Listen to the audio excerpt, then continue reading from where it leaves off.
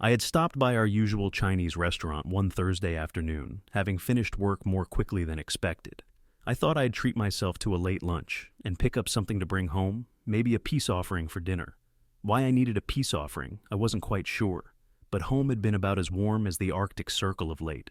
As I walked past the booths near the buffet, I caught the sound of two voices I knew all too well, filtering from behind one of those decorative privacy screens that seemed a staple in every Chinese restaurant around here.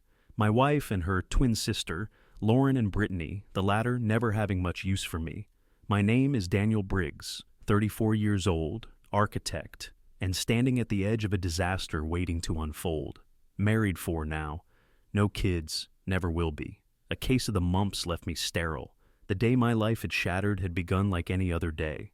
If anything, it was just a continuation of the past several months, frustration, anger, and a nagging something was off feeling. She had been on one of her usual tirades, picking apart some minor offense, real or imagined. This battle had been brewing since last week when I insisted we attend my company function, instead of one that her firm called on the same night. The minute I stepped into the office, I had barely a second to breathe when I was informed that a client wanted significant revisions on a building I was overseeing. I got him on the phone and laid it out for him in no uncertain terms. His changes would delay the project at least 90 days, and we'd have to get a zoning variance that would delay it further. When he realized that was the case, he still insisted I forge ahead, until I told him such adjustments would also cost him a bare minimum of $15 million. The excitement for revisions rapidly disappeared. We'd burnt 2 hours and were back at square one. Next up, the union thing. On site, a rep buttonholed me, saying flat out there would be a strike unless the right consideration was met. In a heartbeat, I whipped out my cell, dialed up the general contractor, and on loudspeaker, well within earshot of the union official, instructed him to shut down the project by noon. Not only that, but I would have headed back to the prosecuting attorney's office and filed a RICO complaint. He turned pale, fumbled out his apology, assured me everything promised in the contract would be accomplished, and beat a retreat, not unlike my poor phone call happened to end. When I got back to the office, my boss, Paul Whitaker, took one look at me and asked what was going on. After I filled him in, he confirmed that my timeline and cost estimates had been spot on. And when I told him about my little run-in with the union official, he laughed. Then he told me to take the rest of the day off. Since it was little more than an hour and a half past lunch, I thought I'd drop in at the restaurant for a quiet meal. That peace and quiet didn't last long. The only reason I even registered the voices in the next booth was because Lauren's laugh had a peculiar, almost braying quality to it, impossible to mistake for anyone else. Brittany's wasn't much better, just less nasal. They sounded like they were in great spirits, which in and of itself was suspicious. Lauren was supposed to be at work. Why was she here? I just wanted something from the menu rather than from the buffet, and so slipped into the booth next to theirs with my back against them. Simple plan, as in giving it a couple of minutes, after which I will pop up into a playful gotcha, which, by the way, never materialized. What happened thereafter ensured the moment would not arrive. Lauren's giggles died down, and Brittany's tone turned conspiratorial. "So, you are really doing it? Dennis and Adam tomorrow morning too?" My breath caught. "Yeah, first with Dennis and Adam, then Brian later. He may not be the tallest, but he makes up for it in other ways. Let's just say last time was unforgettable." My stomach flipped, but the conversation just kept going. "What about your clueless husband?" Brittany sneered. "Is he catching on yet? Or are you still shutting him out?" Lauren scoffed. "Not a chance. He hasn't had a thing in months, and I make sure of it. My fun happens at the office now. I keep up the whole angry wife act so he won't even bother. And that money I had you deposit, let's just say Daniel has no idea where it really came from. After tomorrow, I'll get another nice little bonus. He's too soft for me anyway. I need something more exciting." The world around me blurred.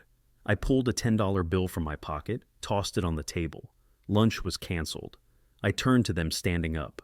Surprise. Lauren's eyes rounded, the blood draining from her face. I didn't linger. I barely registered the commotion behind me, the shrieks, the desperate, "Daniel, please wait," as I strode out the door. By the time I reached my car, both of them were scrambling after me, but I was already inside, engine running. I left them standing in the parking lot.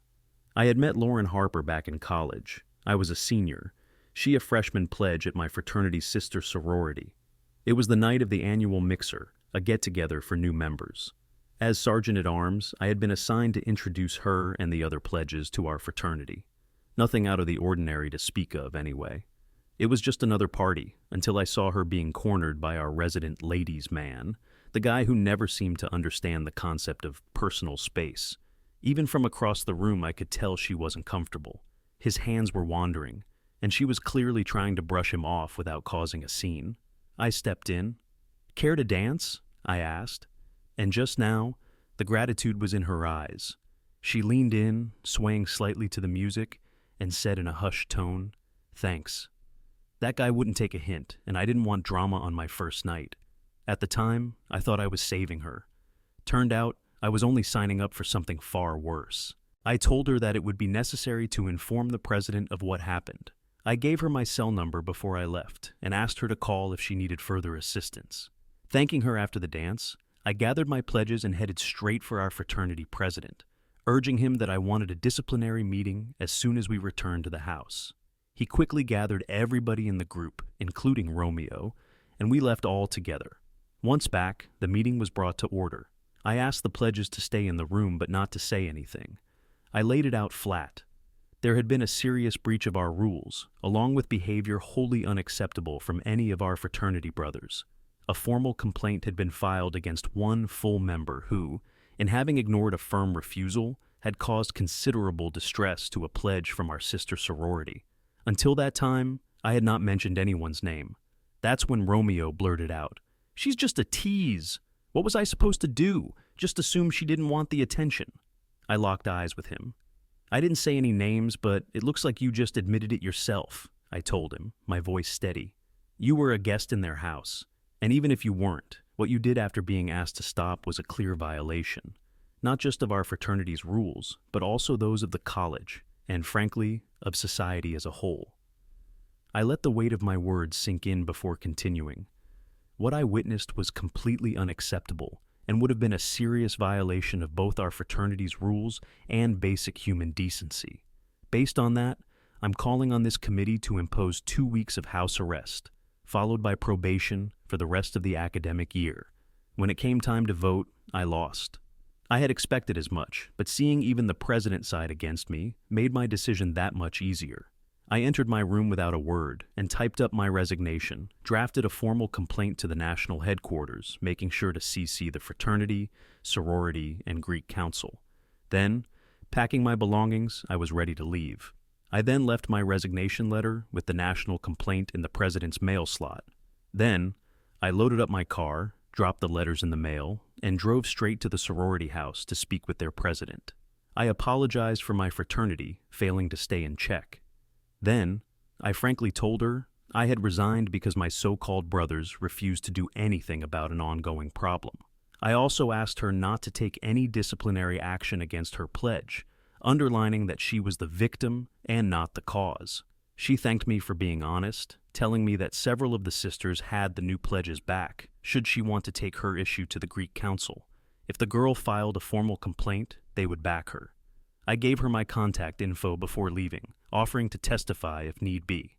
I did not mention how I had contacted the Greek authorities already. Having nothing else to say, I left and drove across town to my mother's house. Without even bothering to unload my car, I proceeded to the guest bedroom, what once had been mine, and fell into a deep sleep.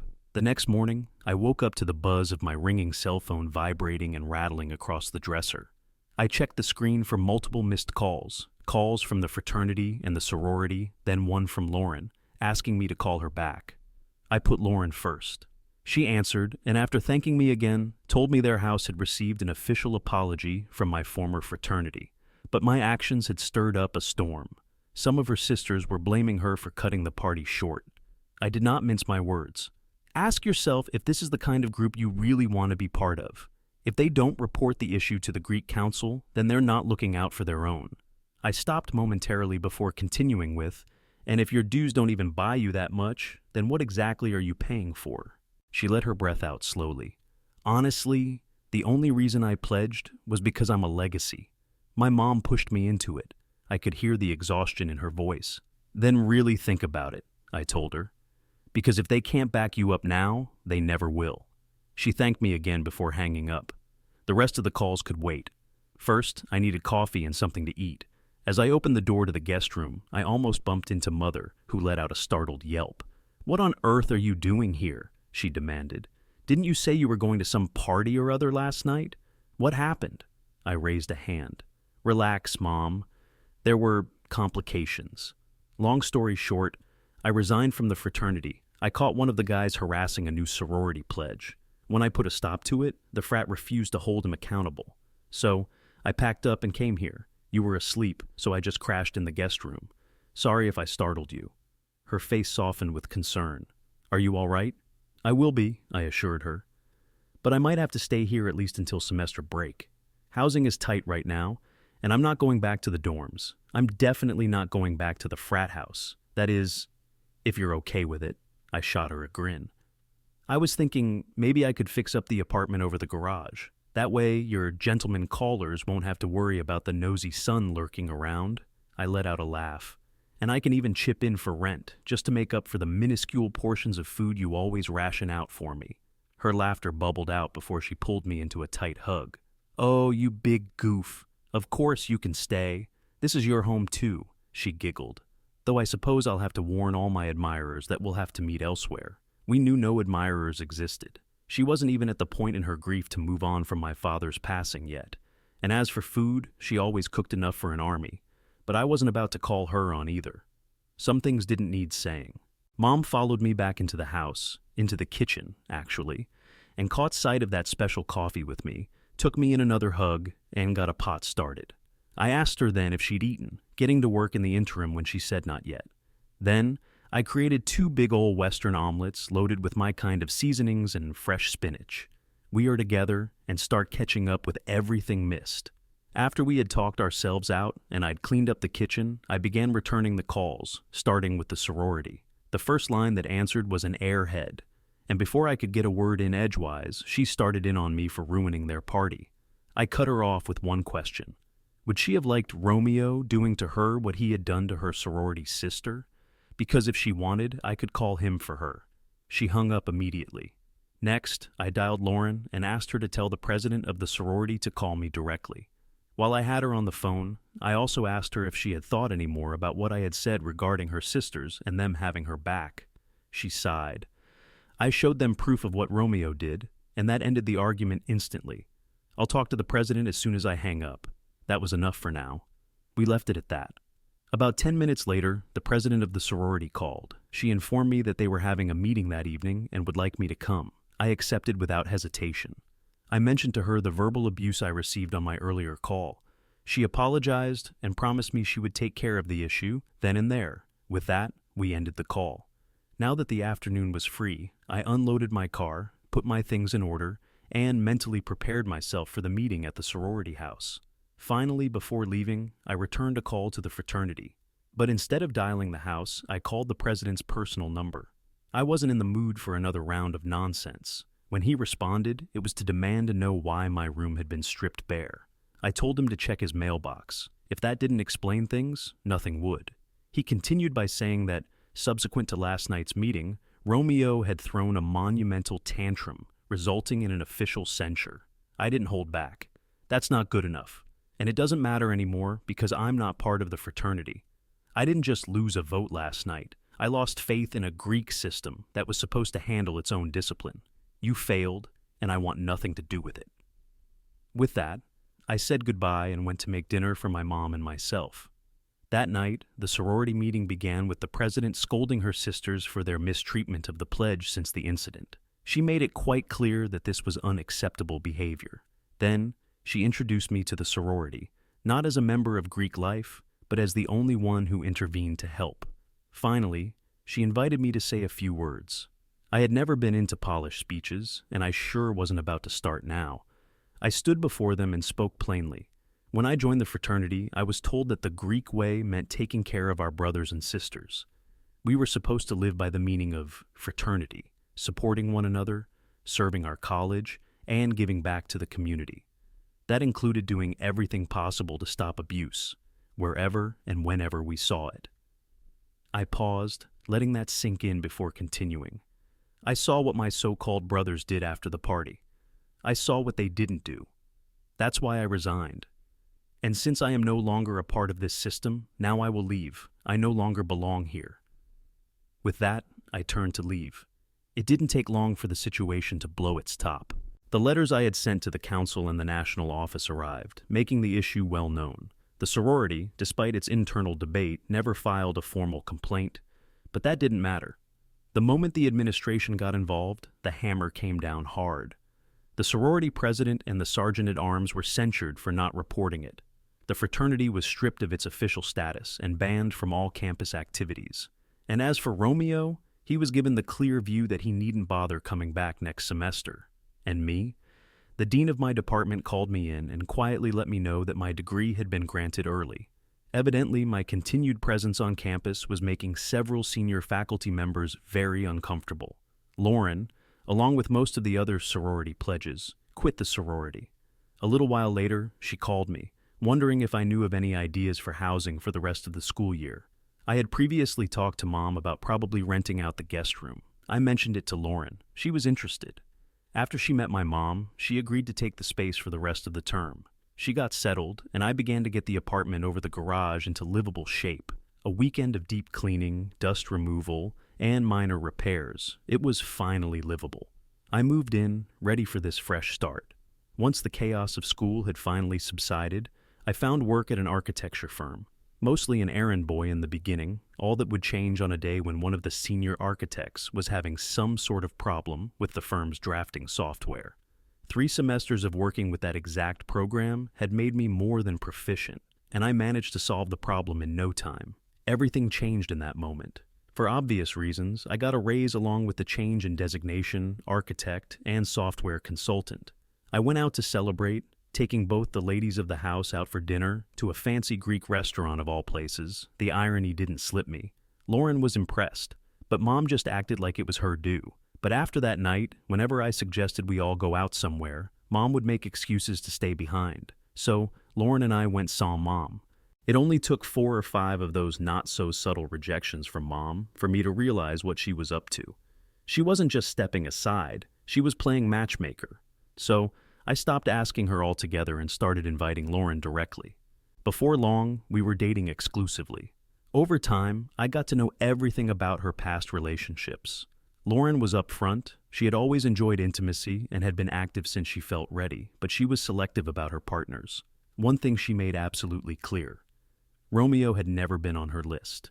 Between her junior and senior years, we traveled to meet her family. Her parents were warm and welcoming, though her mother couldn't resist making a pointed remark about how I had derailed her daughter's legacy pledge at the sorority.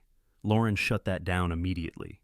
She reminded her mother, in no uncertain terms, that the sorority hadn't lifted a finger to protect her when she had been harassed by another Greek member.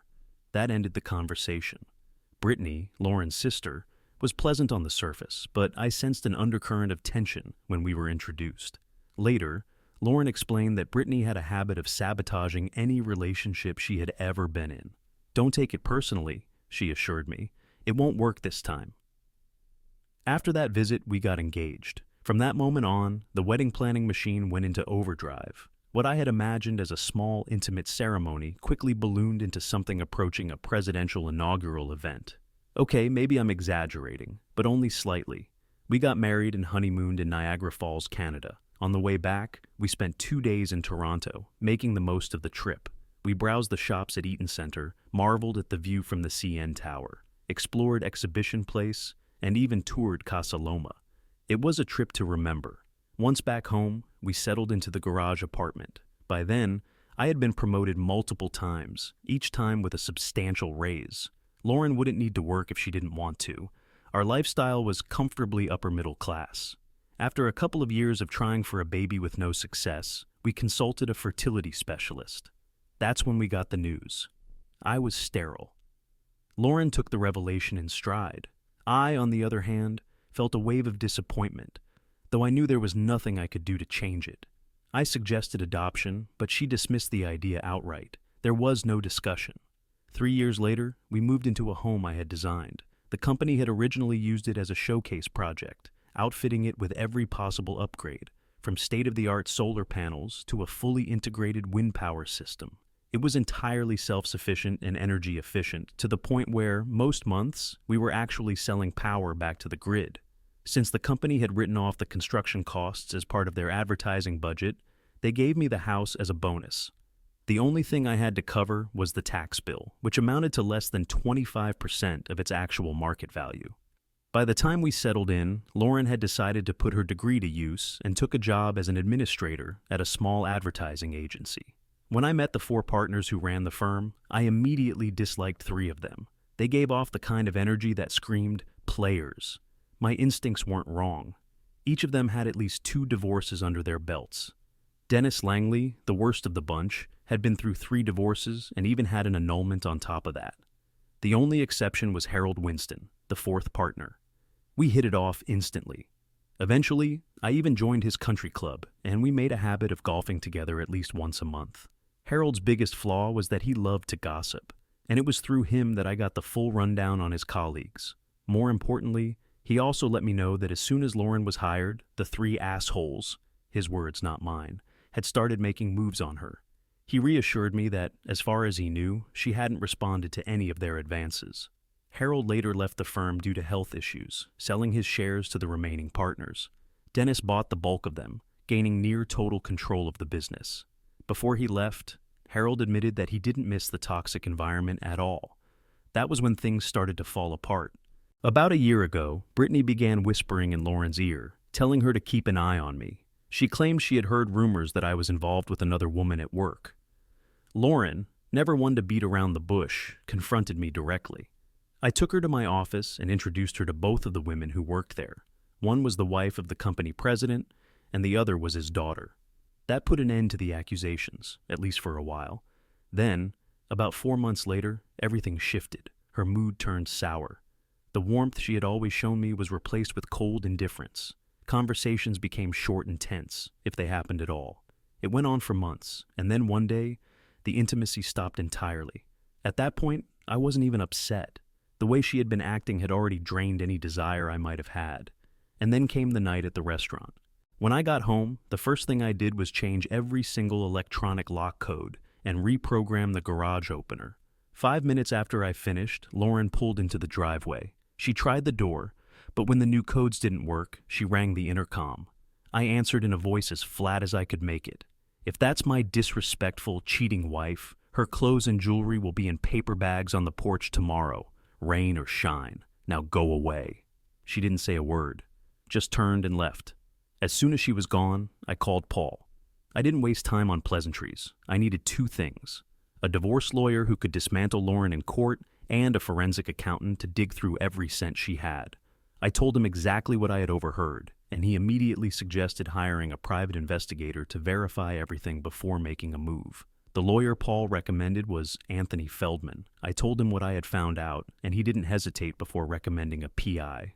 As I soon found out, Lucy Morgan, short for Lucille Morgan. Lucy wasn't what I expected. No nonsense, sharp as a blade, and straight to the point. She agreed to take the case but gave me a fair warning. A lot of what she found might not be admissible in court. 3 weeks later, Lucy had gathered more evidence than I ever could have imagined. She had pictures, video, audio recordings. She handed me a file packed with images of Lauren and the 3 partners getting it on in the office. She had recordings of every explicit phone call, every intimate text from Lauren's phone. But that wasn't even the worst of it. The financial records told an uglier story. In the past year alone, Lauren had received almost $500,000 from the 3 partners. And as if that wasn't enough, Lucy had also uncovered that the partners had been skimming from the company, massive amounts of money that weren't theirs to take. Now that I had everything I needed, I told Anthony to go nuclear. Lauren and the agency were both getting served. I demanded at least $25,000 a year in spousal support and 75% of all assets. Known and unknown, I filed for divorce on the grounds of adultery and named all 3 partners as co-respondents. And I didn't stop there. Anthony also filed a $10 million lawsuit against the agency for alienation of affection. That's when the real fireworks began. Lauren tried to fight it. But when Anthony laid out the bank statements and handed her a stack of photos, every one of them damning, She folded. She didn't walk away unscathed, but she managed to negotiate down to me keeping the house and only walking away with $175,000 from her bank account. The partners, however, were another story. Lucy's investigation had uncovered more than just financial fraud. These guys weren't just skimming from the company. They were laundering money for some very dangerous people, criminal organizations, and my lawsuit had just made me a problem for them. It wasn't long before I had more than just lawyers coming after me. First, my car was torched, twice. After that, no insurance company would touch me, not until the FBI stepped in to help. Then, my house was vandalized. Whoever did it was clearly frustrated because they couldn't even break the windows. Reinforced glass, thank you very much. Instead, they burned the lawn and set fire to the gazebo in the backyard. Bad move. My security cameras caught everything. Turns out, the culprits were members of a local outlaw biker club, one that happened to be a major importer of out-of-state meth. Law enforcement didn't waste time. They were arrested. That should have been the end of it. It wasn't. A few weeks later, I was walking to my car when I heard the shot. I survived purely by chance. I moved at the last second, and the shot that could have been fatal only grazed me. They never caught the shooter. After that, I had no choice. I was placed in the witness protection program until every last one of the criminals involved was behind bars, except for the shooter. They never found her. I did. A week later, Lauren filed a missing persons report on her sister. They moved me to a new city, gave me a new start. The new backyard? It's got a concrete patio to go with the new gazebo.